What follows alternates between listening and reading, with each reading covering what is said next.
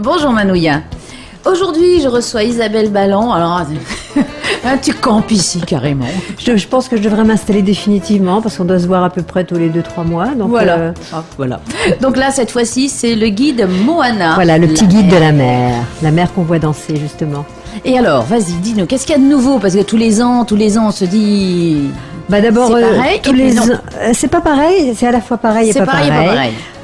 C'est un petit peu comme bleu, le guide Farley. C'est bleu profond et puis bleu lagon aussi, puisqu'il y a deux aspects dans notre joli océan. Il y a le lagon et il y a le grand bleu. Et en fait, on a toujours une partie qui est mise à jour chaque année, qui concerne la sécurité, la réglementation et patati et patata. C'est le côté pas très fun du Moana, mais qu'il est important de respecter. Et puis il y a le côté sport nautique, activité plus fun sur l'eau et aussi protection de l'environnement, biodiversité. Donc ça, c'est vraiment un aspect qu'on a mis en évidence cette année.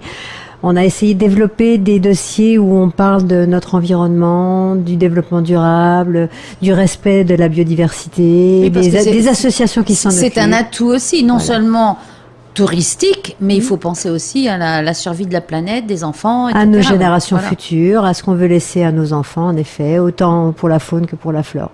Ça commence par des petites actions, donc il faut vraiment que chacun en ait conscience. Et ça concerne pas uniquement justement ceux qui sont sur l'eau, les professionnels, parce qu'on a toujours tendance à accuser les pêcheurs, le transport maritime. C'est pas eux qui jettent les machines à laver dans le lagon. Voilà, exactement. En gros. Oui. C'est-à-dire que on a du mal à s'imaginer que ce qu'on jette en montagne va arriver à Tetiaroa. Ça arrive à Tetiaroa. Et donc du coup, c'est vrai que c'est une prise de conscience générale. Et après, l'autre objectif du guide Moana, c'est aussi de faire comprendre qu'on peut profiter de l'eau sans forcément avoir un gros bateau ou des moyens importants. Il suffit d'aller se mettre les fesses dans l'eau, comme on dit, à la plage. Il y a des beaux sites qui sont maintenant équipés autour de l'île. On a des belles... Oui, parce que plus ça va, plus on fait attention à ce qu'il y ait des petites plages et tout. Mais le problème qui se pose aussi, est-ce que c'est pas parce qu'il y a beaucoup de maisons ou de propriétés qui vont jusqu'au bord de l'eau et qui nous empêchent d'aller jusque... Oui, ça c'est un petit peu l'emprise foncière, mais dans le même temps, le lagon, je pense qu'il est suffisamment grand pour qu'on en profite tous. Mais par contre, il faut savoir le partager. Donc en effet, si on est plusieurs usagers qui pratiquons des activités différentes, ski nautique, plongée, snorkeling, etc., il faut tenir compte des autres. Et puis si on passe avec un gros bateau à moteur, on fait attention à celui qui est à côté et qui paddle. Oui. Pas lui faire des vagues. Quoique c'est rigolo de faire tomber les gens. Oui, c'est rigolo, c'est un peu dangereux. Oui, on se souvient quand même d'accidents qui ont eu Il y en a que ça amuse. Il y en a Ouais. que ça amuse de faire tomber les pauvres gars qui sont en pirogue, là, qui rament, et un gros bateau qui passe à côté. Mon édito, c'est ça en fait. Mon édito, c'est de dire qu'on est dans un paradis, mais qu'au-delà de la carte postale, il faut être conscient qu'il y a quand même des risques. Parce que d'abord, c'est la nature. Donc, d'un moment à l'autre, peut se former un grain ou la mer peut virer mauvaise, et donc il faut toujours anticiper, prendre la météo bien sûr. Donc on donne quelques indications, les bulletins de diffusion des météo, on les précise bien sûr. Et évidemment, il faut aussi avoir toujours l'équipement nécessaire. Même si on part et qu'il fait beau, il faut se dire peut-être s'il fait moins beau, le temps change, c'est un la petit mer, gilet, un petit caouet pour que les enfants n'aient pas froid, ou s'il fait trop chaud, avoir une bouteille d'eau, etc. Toujours prévoir que la sortie... Pas seulement une caisse de bière.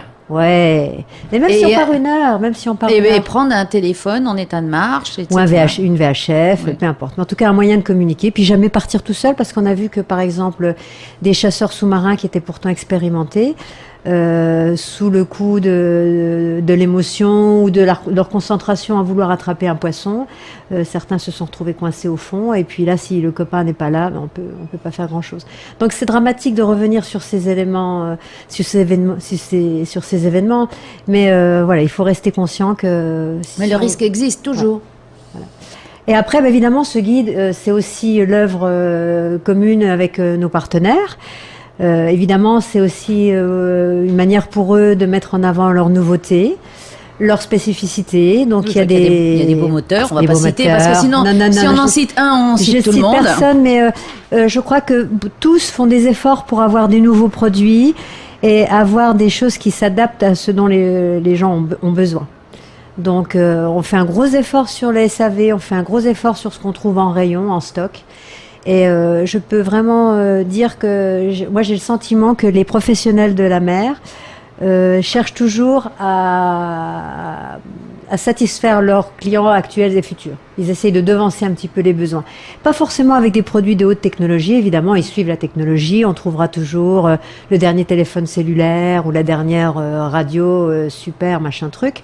Mais dans le même temps, il y aura aussi des petites choses pratiques, un petit dispositif de sécurité qui permet justement de déclencher une petite alarme tout seul si jamais on est un petit peu loin du bord. Des petites choses comme ça. Et donc vraiment, c'est un secteur qui est en effervescence. La meilleure preuve, c'est que donc le cluster maritime regroupe toutes ces énergies. C'est un de nos partenaires. Actuellement se tient la conférence maritime régionale.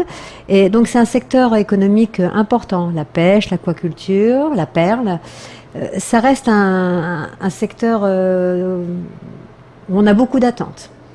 Et donc, vous avez beaucoup de retours après quand le guide sort? Alors, des retours, on a surtout des allées, c'est-à-dire que le guide, il part partout.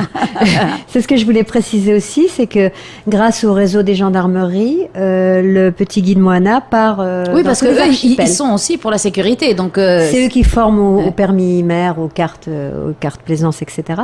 Donc, pour les aider à former les futurs navigateurs, que ce soit des pêcheurs amateurs ou juste des gens comme ça qui vont sur l'eau, on leur fournit une 50aine d'exemplaires et puis à la demande, on peut fournir d'autres